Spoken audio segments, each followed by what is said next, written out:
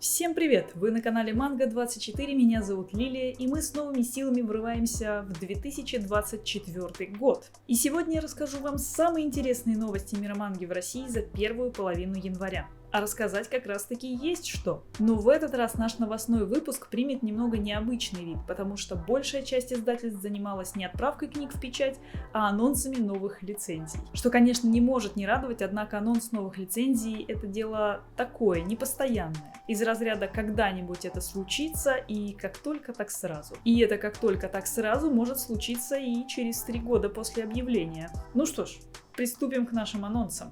Издательство «Бумажный фонарик» занималось анонсами еще до Нового года, однако несколько лицензий все-таки не успело попасть в предыдущий новостной выпуск, поэтому давайте это исправим и быстренько пройдемся по оставшимся лицензиям, благо их осталось всего 2. Первая лицензия — Маньхуа «Песня Теодора». Это история о друзьях детства, оказавшихся перед тяжелым выбором между любовью и долгом, мечом и кровью, запахом пороха и слезами, преданностью и предательством. Ничего не понятно, но очень интересно. Второй же лицензией стала манхва, название которой в любительском русском переводе звучит как «Я стану хозяйкой этой жизни» или «На сей раз я хозяйка этой жизни». Главная героиня после несчастного случая переносится на 20 лет назад, то есть в свое прошлое. Опять вот эти попаданские штучки. И так как она обладает знаниями о будущем, то с их помощью она старается наладить свою жизнь лучше, чем она была прежде. Да. В прошлой жизни у нее как-то не очень все сложилось с родственниками. Ну а когда отношения с родственниками были чем-то простым? Издательство Комильфо, кажется, сильно ударилось, нет, не головой, в китайскую литературу. Всего они анонсировали 8 лицензий, половина из которых является азиатскими лицензиями, и только одна из них – манга. Небольшая поправка. Из 8 лицензий, анонсированных издательством Комильфо, азиатскими были 6. Однако 2 из них являются романами, поэтому в новостной выпуск я их не включила. Во-первых, было анонсировано «Благословение небожителей» Дунхуа. Чего? Да, я тоже сначала как-то не очень поняла. Оказывается, летом 2023 года Билибили совместно с компанией Бимое выпустили маньхуа по сериалу «Благословение небожителей». Именно за ее выпуск и возьмется издательство в этом году. 6 томов, по 2 главы, в скобочках серии в каждом. И судя по их же собственным словам, по словам издательства, это будет не полноценная маньхуа, а раскадровка сериала. Ну, как-то странно. Хотя маньхуа, линк и клик, который они объявляли ранее, сделан по тем же принципам.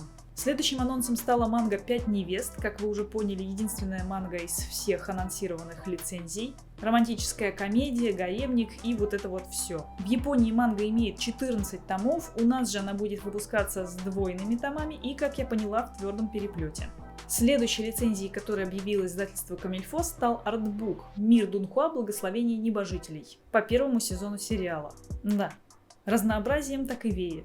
В ближайшее время издательство займется переводом и выпуском этого увесистого издания в России. Целых 456 страниц. В артбуке вы найдете дизайны персонажей, дизайны локаций и предметов, сборник иллюстраций, тексты песен.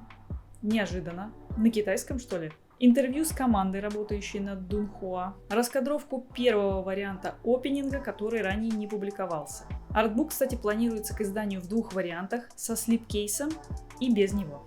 4-й лицензией стал артбук по первому сезону Дунхуа «Агенты времени». Он будет содержать дизайны персонажей и локаций, наброски неопубликованных дизайнов персонажей, официальные постеры, раскадровки опенинга и эндинга, интервью с режиссером и иллюстрации с комментариями команды, работающей над разработкой Дунхуа.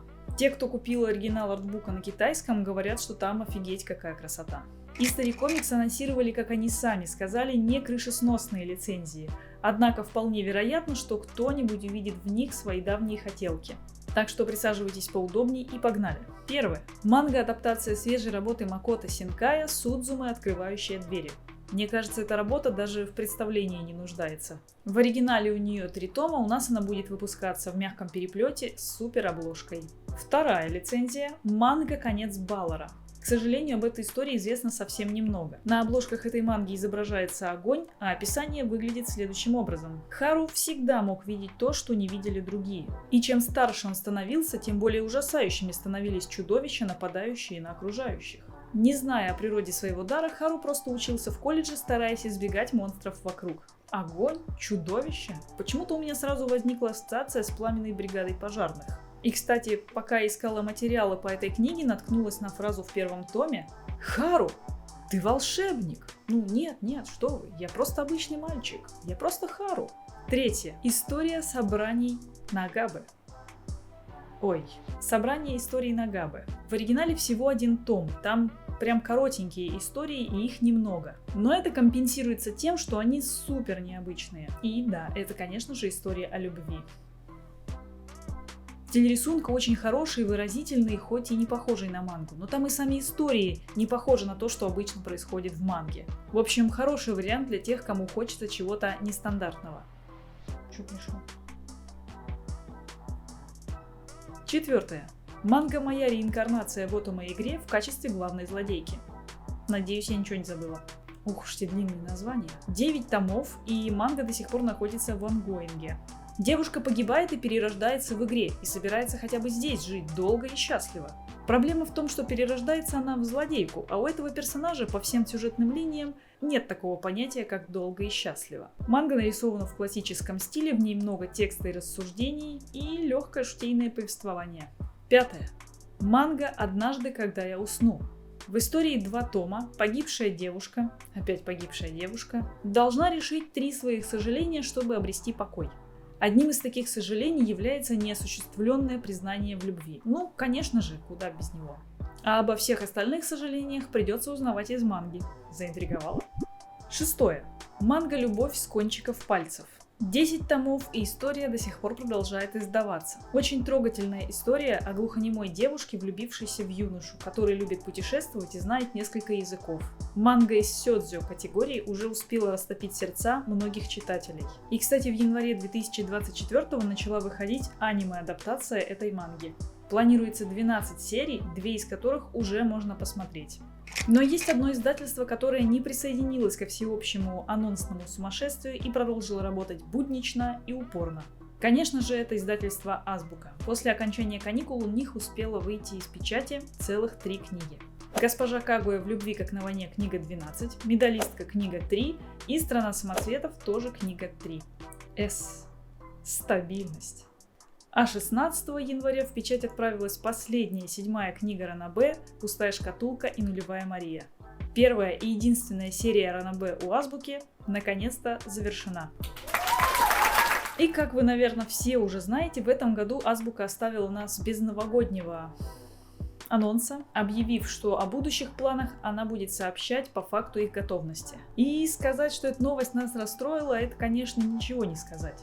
Однако есть небольшое, но официальное заявление по поводу будущих анонсов. И первая его часть заключается в том, что вряд ли стоит в ближайшее время ждать каких-либо новостей по манге и ранобэ. Да, лучше не стало. Более того, многие боятся, что направление ранобэ у Азбуки свернется совсем, так как, по словам издательства, у увлекающейся мангой аудитории интерес к нему невысок. Вторая же часть заявления содержит робкую надежду издательства на то, что, возможно, им будет что сказать по поводу комиксов. И этот проект, по которому, возможно, будет что сказать, является весьма ожидаемым. И теперь нам лишь остается гадать, что это за комикс, и ждать новостей на эту тему. Ну а на этом наш новостной выпуск подошел к концу. Он получился довольно объемным, и не все новости смогли в него поместиться, поэтому оставшуюся часть я размещу в описании к видео. Пишите в комментариях, какие из анонсов пришлись вам больше всего по душе, есть ли среди них то, что вы так давно ждали. Ну а я с вами прощаюсь, увидимся. Маттане!